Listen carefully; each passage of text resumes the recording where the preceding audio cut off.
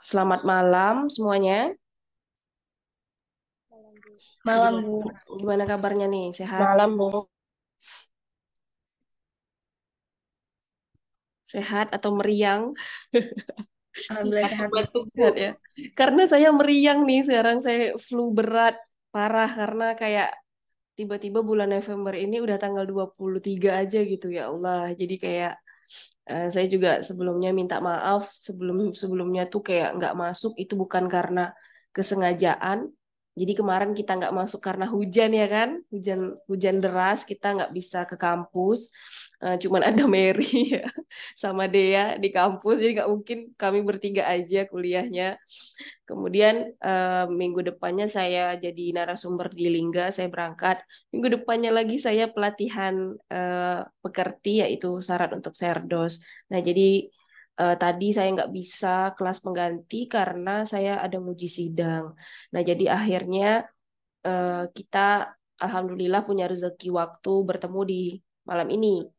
Oke, saya mau absen dulu ya. Ais, Ais ada nggak? Oke, Hadir, Bu. ya Aisyah Clara, Hadir, Bu. Alia, Hadir, Bu. dan Vika. Vika belum ya, belum hadir. Oke. Nah, jadi minggu lalu kita sudah belajar di episode yang saya share ya, walaupun kita nggak masuk, tapi saya sudah punya materi yang saya buat dalam bentuk audio visual. Nah, itu terkait di episode 4, 5, dan 6 ya. Nah, coba salah satu share kira-kira episode 4 itu tentang apa, episode 5 tentang apa, dan episode 6 tentang apa. Ada yang mau coba? Coba saya panggil Laila. Kira-kira apa yang dipelajari di materi yang saya share secara online? Laila kayaknya belum unmute. Nah, dah. Mengenai ini, Bu, 6 poin performance review, Mm-mm. tetapkan jenis bias penelitian karyawan, Ya. pahami 2 sifat kinerja sebelum menilai, Mm-mm. 3 hal yang mempengaruhi kinerja karyawan, Mm-mm. 2 dimensi penting kinerja. Oke. Nah, ya, benar ya. Nah, jadi kemarin kan kita udah belajar gimana analisis pekerjaan ya, dan itu jadi proyek UTS kalian kan. Nah, di sini saya mau mengapresiasi untuk semua ini anggota kelas. Kita tepuk tangan dulu untuk kita semua, gitu ya, karena kalian sudah mengerjakan tugas dengan baik gitu. Menurut saya kalian sudah paham cara menganalisis pekerjaan. Jadi at least kalau kalian pun nanti bekerja tidak sebagai staff HRD, paling tidak kalian nanti ketika mau buka usaha sendiri, kalian udah tahu kira-kira gimana sih cara kita mengidentifikasi pekerjaan-pekerjaan yang dibutuhkan. Nah, terus saya mengapresiasi juga kalian tuh tidak hanya mengerjakan tugas HRD, tapi kalian juga sebagai entrepreneur ya, mampu membuat memulai sebuah usaha. Nah, itu bagus bagus banget gitu ya. Jadi walaupun kita orang SDM, kita konsentrasinya SDM, bukan hanya diperlukan ketika kita bekerja saja sebagai staf HRD, tapi dalam bidang apapun ketika kita mampu menganalisis tugas dengan baik, maka kita akan tahu bagaimana cara mengomunikasikan pekerjaan-pekerjaan yang harus dikerjakan. Nah, sama nanti misalnya kalian sudah berumah tangga. Nanti ketika sudah berumah tangga, kalian akan mengidentifikasi tugas-tugas kalian sebagai ibu apa saja, tugas suami kalian apa saja. Nah, tentunya dari situ akan ada komunikasi. Nanti kamu tugasnya ini ya, ya Bapak. Nanti saya tugasnya ini. Nanti anak kamu juga ketika makin tumbuh akan diberikan tugas-tugas tersebut. Nah, itu harus kita apa ya, walau sebenarnya lebih baik kita tertulis dan nanti ada komunikasi informal entah itu ketika makan atau ada momen tertentu. Nah, jadi dalam hal kecil pun bisa kita implementasikan ilmu ini. Makanya kan kemarin saya kasih proyeknya dan kalian menurut saya sudah baik mengerjakannya. Nanti tinggal kita lihat saja hasil penilaiannya. Nah, jadi hari ini malam ini yang kita pelajari adalah kelanjutan dari video yang udah saya jelaskan di itu ya di video audio visual yang sudah saya share. Nah, jadi kalau kemarin saya udah jelasin apa saja sih poin-poin kalau kita melakukan performance review ya atau cara kita memberikan umpan balik gitu kepada orang yang udah kita nilai. Kemudian sebelum menilai ini kita harus tahu biasnya atau kesalahan-kesalahan yang biasa terjadi sehingga kita salah menilai, ya kan? Nah, itu ada apa aja boleh nggak disebutkan Aisyah Clara boleh disebutkan? 6 poin performance review. Yang pertama, identifikasi apa yang telah dilakukan karyawan. Yang kedua, meminta umpan balik dari karyawan tentang perilaku yang telah disampaikan. Yang ketiga, umpan balik positif adalah yang terbaik. Yang keempat, jelaskan kepada karyawan bagaimana keterampilan atau pengetahuan yang telah mereka gunakan dalam pencapaian sebelumnya. Yang kelima, menyetujui rencana atau tindakan. Dan yang keenam, mengadakan pertemuan dan menindaklanjuti dan menyikapi perilaku, tindakan, dan sikap yang akan dievaluasi. Oke, nah tadi itu adalah 6 poin untuk melakukan performance review. Jadi memang tadi yang udah disebutkan dan sudah saya jelaskan di video, memang penting banget untuk kita melakukan performance review. Jadi ketika kita bentar ya. Nah, jadi ketika misalnya nih kita udah ada pembagian tugas. Nah, kita harus memberi review tugas ini benar atau enggak dilaksanakan, apa kekurangannya. Sama halnya dengan yang tadi saya sebutkan di awal. Di rumah pun demikian juga. Nah, anak kita misalnya kita berikan tugas, kita harus evaluasi. Nah, sehingga ada feedback, ada perbaikan ke depannya gitu ya. Nah, kemudian kan tadi sebelum kita melakukan penilaian kita harus hati-hati dengan kesalahan-kesalahan ya atau yang kita sebut dengan bias penilaian. Nah, itu ada 1, 2, 3, 4, 5, 6, 7, ada 7 ya. 7 kesalahan ya. Benar nggak? 8, Bu. 8 ya? Oke, 8. Nah, boleh nggak sebutkan, boleh Ais coba sebutin apa saja sih 8 kesalahan atau bias dalam penilaian? Baik, untuk yang pertama itu Bu ada halo effect, yang kedua ada Horns effect, yang ketiga ada central tendency, yang keempat ada leniency error, yang kelima ada straightness bias, yang keenam ada contrast effect, ketujuh ada recency bias, dan yang terakhir ada similar to me effect.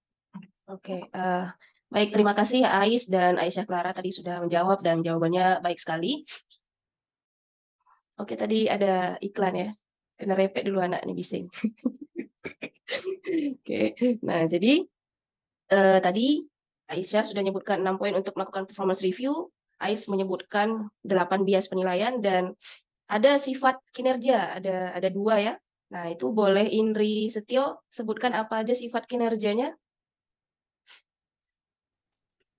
Sifat kinerja terbagi menjadi 2. Yang pertama, sifat evaluatif. Perilaku tersebut dapat dinilai sebagai negatif, netral, atau positif untuk efektivitas individu atau organisasi. Yang kedua, sifat multidimensional. Ada banyak jenis perilaku berbeda yang memiliki kapasitas untuk memajukan atau menghambat tujuan organisasi. Oke, baik. Benar ya, Indri. Terima kasih. Oke, nah, jadi intinya harapan saya kalian tidak hanya mencatat, tapi juga memahami apa yang kalian tulis gitu ya. Nah, selanjutnya kita setelah kita melakukan analisis tadi, terus kita tahu bagaimana cara mereview, kemudian kita tahu bias-bias penilaian seperti apa. Nah, sekarang kayak gimana sih cara bikin template penilaian gitu ya. Baik, saya akan share screen.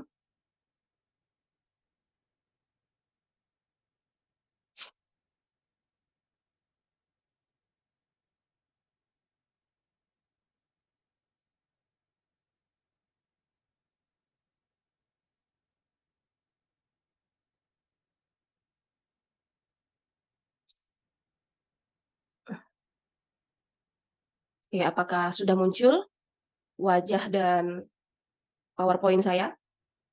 Sudah Bu. Oke, baiklah.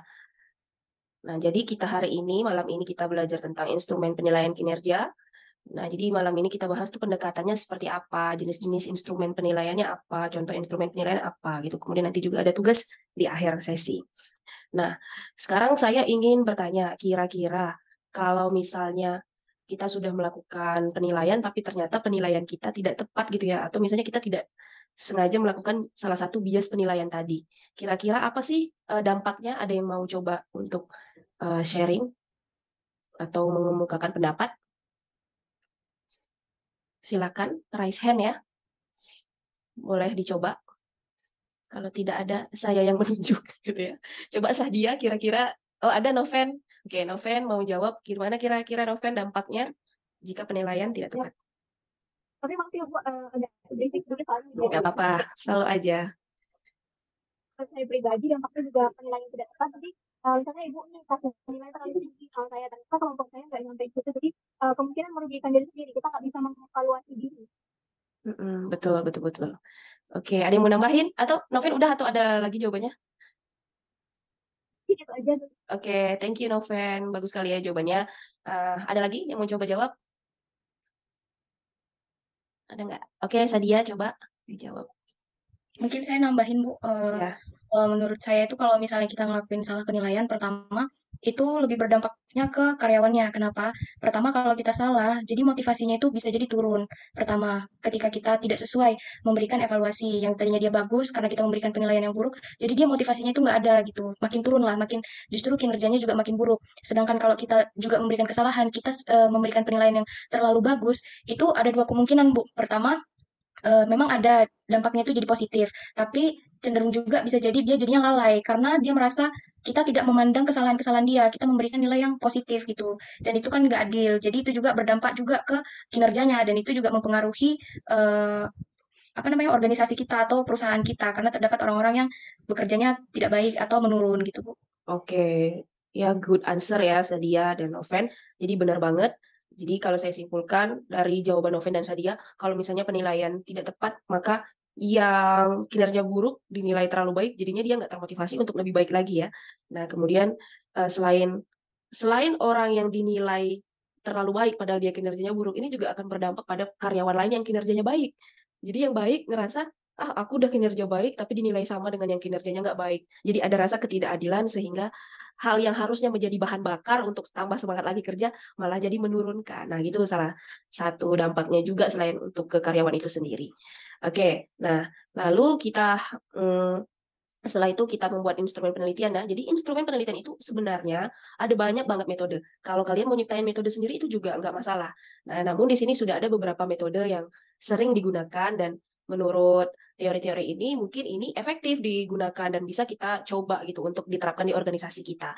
Nah, jadi instrumen-instrumen ini atau alat ukur ya untuk mengukur kinerja seseorang, maka ada yang namanya metode penilaian umpan balik 360 derajat, ada yang namanya rating scales, ada yang namanya critical incidence, ada yang namanya SI method, ada yang namanya work standard method, ada ranking method, ada force distribution method, kemudian ada kita sebut BARS atau behaviorally anchored rating scale, dan ada juga yang namanya result based system. Oke. Oke, kita langsung saya berikan contohnya ya, gambaran template. Apakah harus seperti ini, Bu, formatnya? Enggak, ini hanya contoh template yang pasti. Di dalam template kita buat itu harus ada judulnya dulu ya, judulnya itu apa namanya. Jadi dalam penilaian kinerja di pertemuan awal-awal kan saya jelasin, ada yang nyebutnya evaluasi kinerja, ada yang sebut performance appraisal, ada yang nyebutnya itu sebagai SKP, macam-macam, itu tergantung organisasi mau memberikan namanya apa. Nah, yang pasti ini adalah instrumen penilaian, jadi berikan judul dan nama perusahaannya. Ini perlu ada di dalam template. Kemudian jangan lupa menyertakan employees name, siapa yang dinilai namanya, gitu ya. Kemudian judulnya bukan judul, ini title-nya tuh seperti posisi atau jabatannya dan ini departemen apa. Kemudian di bawah sini tentunya ada tanda tangan siapa yang melakukan penilaian ya. Misalnya manajer, tentunya manajer ada di sini dan tanggal penilaiannya. Nah, ini template dasar yang harus ada di dalam sebuah lembar penilaian. Nah, kemudian kalau rating scale ini, dia kan skala ranking. Jadi ada rankingnya, ada rendah, ya, atau sedang, atau tinggi gitu misalnya. Nah, terus ingat di dalam penilaian kita harus menyertakan atribut. Oke, nah atribut ini kalau misalnya di sini ada 1, 2, 3, 4, 5, 6, 7. Nah, misalnya kita melihat atau menilai kinerja seseorang berdasarkan 7 atribut ini. Ya, nah atribut-atribut ini tentu kalian membuatnya berdasarkan analisis pekerjaan yang sudah kalian lakukan sebelumnya. Nah, jadi misalnya dari segi atribut kemandirian ini dependable, apakah karyawan ini di bawah rata-rata atau ya above average, kemudian apakah rata-rata, average, atau below expectation gitu ya. Above ini di atas ya, ini di atas rata-rata, kemudian average itu rata-rata, dan below itu di bawah rata-rata. Nah, jadi ada rankingnya, ada stratanya, ada tinggi, rendah, dan ada tinggi, rendah, dan sedang kayak gitu ya. Nah, boleh juga misalnya kita berikan nomor-nomor juga boleh, atau keterangan seperti yang ada di contoh di PowerPoint ini juga boleh. Oke, kemudian selanjutnya template sorry ya. Ini bukan rating scale, ini saya typo. Ini adalah esai. metode esai. Nah, metode esai ya sama seperti yang tadi, jangan lupa ada namanya, jabatan, pekerjaan. Tapi kalau tadi kita ranking, yang ini pertanyaannya bersifat terbuka. Jadi jawabannya itu kita bebaskan seperti kita membuat uraian gitu ya. Jadi ada pertanyaan, apakah pegawai ini sudah bekerja dengan baik? Misalnya pertanyaannya di atribut pertama. Lalu kita sebagai manajer menilai, ya dia selalu bekerja dengan baik, selalu inisiatif, kerjanya tinggi, bla bla bla bla. Nah ini kita buatlah penjelasannya atau deskripsinya di bagian komen ya, di bagian uraian. Nah ini kita sebut apa? Esai, metode esai. Kemudian ada yang namanya metode checklist. Nah metode checklist ini tentunya juga sama kayak ranking ya, kita tinggal memberi centang-centang ya.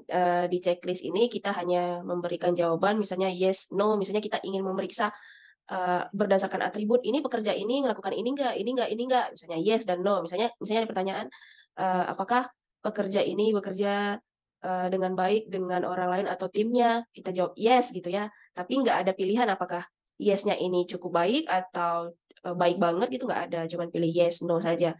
Dan di sini juga bisa kita kombinasikan dengan komen atau esai. Nah itu boleh. Nah jadi ini contoh metode checklist yang dikombinasikan dengan komen atau esai. Kemudian, nah ada namanya metode critical incident. Metode critical incident ini dia penilaian yang menilai kinerja kritis gitu ya. Kinerja yang kayak wow banget gitu ya. Contohnya misalnya pemadam kebakaran. Bukan pemadam kebakaran, salah. Laboratorium kimia energi. Nah, dia pekerjaannya di lab. Nah, ini nama pegawainya Sunoto, kemudian nama penilainya Dokter Tsunami.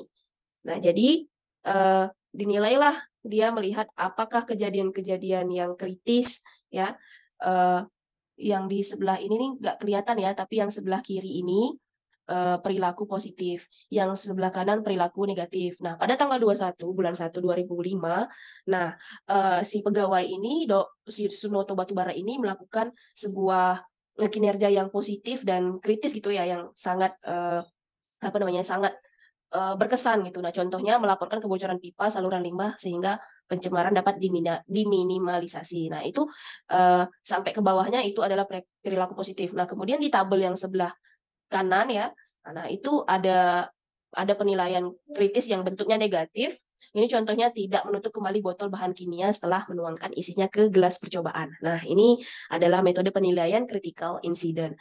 Nah, bisa juga contohnya ini yang pegawai negeri. Nah, ya pegawai negeri ini juga ada nih, misalnya tentukan garis besar kejadian secara runut dan bagaimana situasinya. Jadi misalnya kita bekerja sebagai PNS, kita disuruh cerita kira-kira tahun 2023 misalnya saya apa kira-kira garis besar kejadian sesuatu yang paling menurut saya kinerja saya sangat berkesan gitu, atau wow misalnya apa yang saya lakukan. Misalnya saya sebagai PNS membuat klub multimedia untuk mengatasi permasalahan rendahnya publikasi di fakultas. Nah itu terus saya ceritakan. Nah itu critical incident. Jadi kita melihat apa saja kinerja-kinerja yang wow gitu ya. Nah itu bisa juga kita lakukan. Jadi nggak mesti satu cara, nggak misalnya dalam satu template itu kita cuma nanya esai aja, nggak mesti, kita bisa sertakan ada critical incident-nya.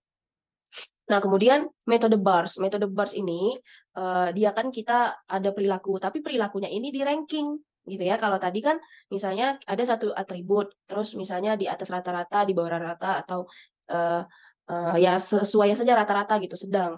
Nah, kalau di BARS ini dia menjelaskan perilakunya itu sesuai dengan ranking. Jadi misalnya rankingnya rendah, perilakunya tuh seperti apa gitu ya. Nah, ini contoh gambarannya. Mungkin biar lebih paham kita bisa lihat di sini. Ya, ini juga contoh. Jadi BARS ini adalah skala yang dia ada rankingnya, tapi setiap ranking ini dijabarkan perilakunya seperti apa gitu ya. Jadi kalau misalnya atribut kedisiplinan, kira-kira kalau rankingnya paling rendah, tingkat kedisiplinan sikapnya seperti apa? Misalnya selalu datang terlambat. Nah, yang 5-nya berarti yang paling positif, misalnya selalu datang on time. Nah, itu harus dijabarkan dari ranking 1 sampai 5 itu apa perilakunya gitu. Yang itu metode BARS. Ini contohnya nih di sini. Pemadam kebakaran ya. Nah, ini baru pemadam kebakaran. Kalau tadi lab kimia. Nah, jadi pemadam kebakaran ini di sini ada 1 sampai 7. Nah, paling rendah 1 adalah tidak mengubah strategi pemadam memadamkan api walaupun ada tanda api membesar. Nah, kalau misalnya ternyata sikap si pegawai itu berada pada 1, maka kita memilih 1 untuk melakukan penilaian. Bisa saja penilaian ini dilakukan entah rekan kerjanya atau atasannya ya. Jadi semakin tinggi perilakunya itu semakin positif.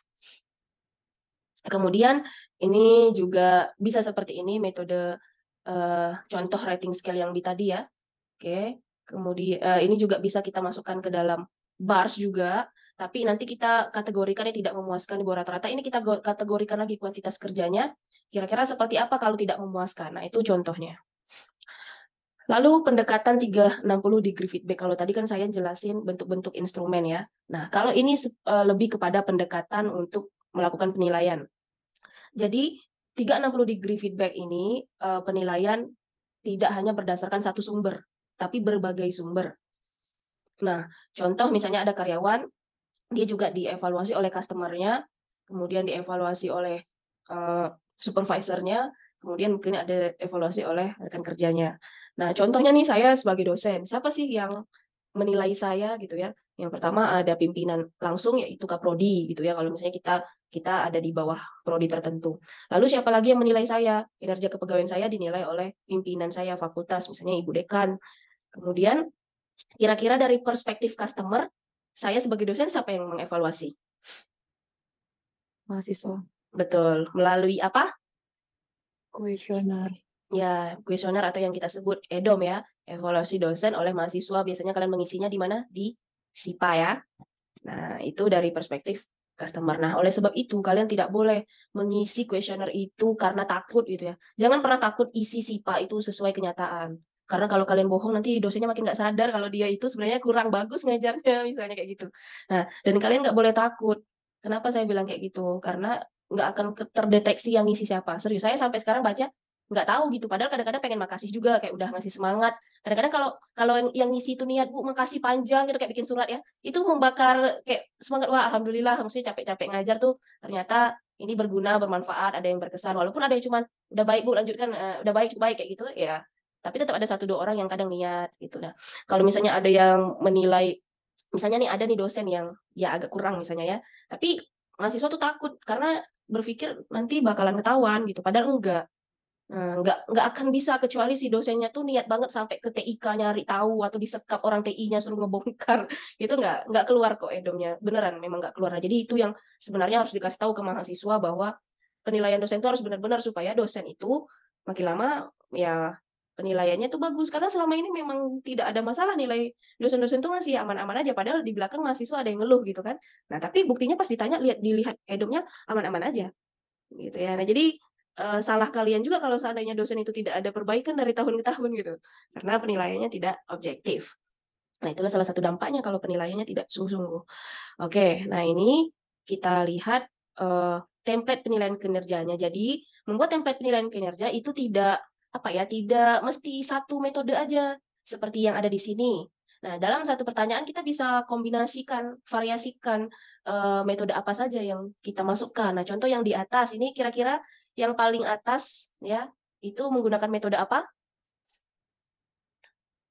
Ya, ada 1, 2, 3, 4, 5. Rating scale ya, Bu? Iya, betul. Itu rating scale karena ada ranking-rankingnya ya, skalanya. Kemudian di bawahnya yaitu metode checklist ya. Nah, jadi apakah arrive at work on time, apakah datang tepat waktu, kalau iya dicentang gitu. Nah, kemudian di bawahnya lagi esai, deskripsi.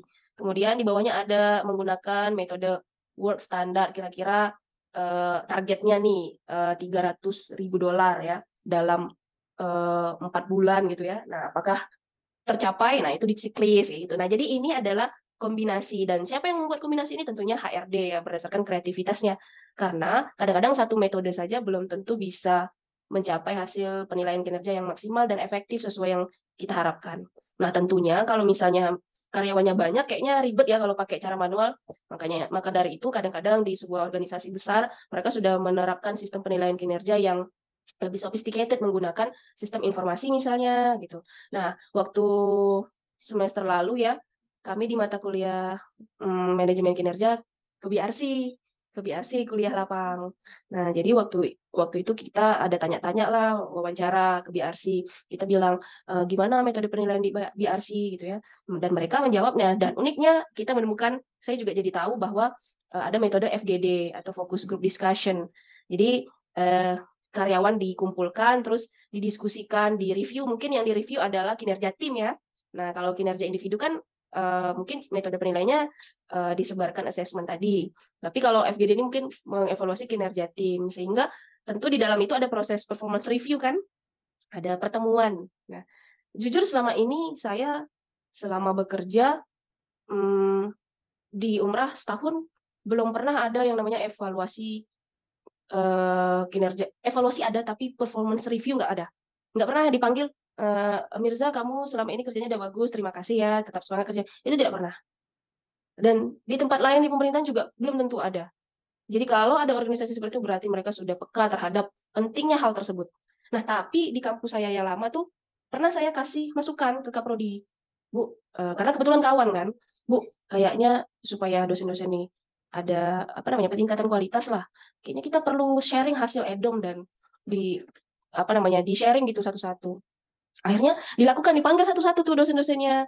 Nilai ibu segini ya, ini bu, ini tingkatkan lagi ya, ini paling yang kurang di poin ini bu, nanti ditingkatkan lagi ya di poin ini. Tapi sebenarnya poin ini walaupun ibu paling rendah, tapi sebenarnya itu udah di atas rata-rata kayak gitu. Nah itu ada feedbacknya kayak gitu. Nah ingat nanti kalian kalau bekerja, walaupun nggak di HRD, misalnya kalian jadi manajer atau jadi bos, jadi atasan, bagaimanapun level kerja kalian perlu langsung memberikan review pada anak buah. Itu penting banget gitu ya. Oke. Sampai sini kira-kira ada pertanyaan nggak? Sebelum kita akhiri dengan tugas ya. Kira-kira ada pertanyaan? Saya, Bu. Ya, apa Sadia? Silakan. Soalnya kalau walaupun apa namanya tuh Bu, kalau kita ngadain kayak rating scale, terus ngadain beberapa metode tadi, kan itu kita share-nya ke penilainya itu misalnya yang lain, karyawan lain. Itu kemungkinan nggak Bu ada error? Kayak kita bikin kuesioner, kan kadang itu misalnya antar karyawan pribadi dengan pribadi gitu kan. Biasanya itu kan hal yang wajar ketika ada problem pribadi gitu Bu. Itu Ada yang kemungkinan nggak dengki ya? ada, iya gitu. Padahal dia bagus, tapi yang ini karena ada misalnya nggak kesukaan atau bagaimana atau karena satu hal jadinya dibikinnya nggak sesuai gitu kan dari karyawan ya Bu. Sesama. Itu error nggak Bu? Sebenarnya itu tergantung nanti yang rekap. Kan nanti yang menilai nggak cuma satu orang. Misalnya saya dinilai, ada satu orang nih punya problem nih sama saya, sehingga dia menilai saya jelek gitu. Tapi kan kita karena pakai metode 360 degree feedback misalnya, kan ada rekan lain juga yang menilai. Misalnya dia satu nilai jelek, tapi 3 bagus. Berarti si HRD itu sadar bahwa oh ada masalah nih antara 2 orang ini gitu. Kemudian itu tadi pentingnya kenapa kita pakai 360 degree feedback. Jadi tidak hanya penilaian rekan kerja, tapi diambil penilaian dari atasan juga, penilaian dari customer juga, dan dari yang lain-lain yang berkaitan dengan relevan dengan pekerjaan kita. Nah, sehingga hasil penilaian tadi baru bisa menggambarkan hasil yang sesungguhnya. Itulah gunanya kita mengkombinasikan berbagai metode supaya tadi kita tidak besar gitu errornya ya. Jadi bisa diminimalisir. Jadi penting banget peran HRD untuk objektif dan mampu menyimpulkan hasil penilaian tadi. Oke, Sadia tadi karena udah nanya nanti saya kirim voucher GoPay ya. Ya, makasih Bu. Ya, saya kasih 50.000. Oke, yang lain ya tadi udah kesempatan tidak datang 2 kali. Oke, nah jadi sebagai penutup, jadi saya juga sekali lagi saya minta maaf nih untuk minggu depan saya nggak bisa datang lagi karena saya berangkat ke Jogja. Untuk tugas yang dikumpul tanggal 9 ini, kalian kan udah bikin kemarin ya tugas project pas UTS. Kan kalian bikin analisis pekerjaan. Nah, ada beberapa pekerjaan tuh saya lihat ada yang bikin restoran, terus yang dibutuhkan koki, misalnya, terus asisten dapur misalnya. Nah, kalian pilih saja 2 jenis pekerjaan, terus kalian kayak buat template penilaiannya. Ya, nah itu aja tugasnya. Nanti detailnya saya kirim di Google Classroom. Oke, kira-kira sampai di sini ada yang mau bertanya terkait tugas? Izin Bu, Ya, Mary. kalau misalnya yang ujian itu boleh open book nggak? Kalau ujian saya biasanya open book sih, tapi kalau yang namanya open book biasanya nggak di book juga ada jawabannya, pasti analisis. Oke, baiklah sampai sini perkuliahan kita, alhamdulillah ya, on time ya, belum jam 8 malahan. singkat padat dan semuanya tersampaikan gitu. Oke, terlebih kurang saya mohon maaf sekali lagi. Saya nggak masuk tuh bukan karena keinginan saya, memang karena kesibukan gitu ya, karena tugas dosen kan itu tridharma. Jadi untuk kalian ketahui, ngajar itu sebenarnya cuma 40% tugas dari dosen. Sisanya penelitian dan pengabdian. Kayak jadi narasumber itu masuk ke dalam pengabdian. Kemudian penelitian-penelitian juga perlu survei dan segala macam. Jadi memang menyita waktu, dan itu belum lagi tugas tambahan, misalnya kalau jadi kajur, jadi sekjur. Jadi saya mohon kalian maklum ya, tapi semoga ini tidak menjadi hambatan untuk kita tetap belajar gitu dengan maksimal. Oke, sampai sini jaga kesehatan ya, karena lagi musim cuaca yang ekstrim ya, tiba-tiba kadang panas, tapi kalau sekarang kayak dingin-dingin banget gitu ya kan. Nah, saya nanti kayak 2 hari itu kedinginan, terus kehujanan sedikit, akhirnya badan saya kalah gitu. Padahal tiap pagi saya minum jamu, udah minum semua lah yang mencegah saya sakit, karena saya bingung kalau saya sakit gimana juga, sehari itu tugas terlalu banyak gitu.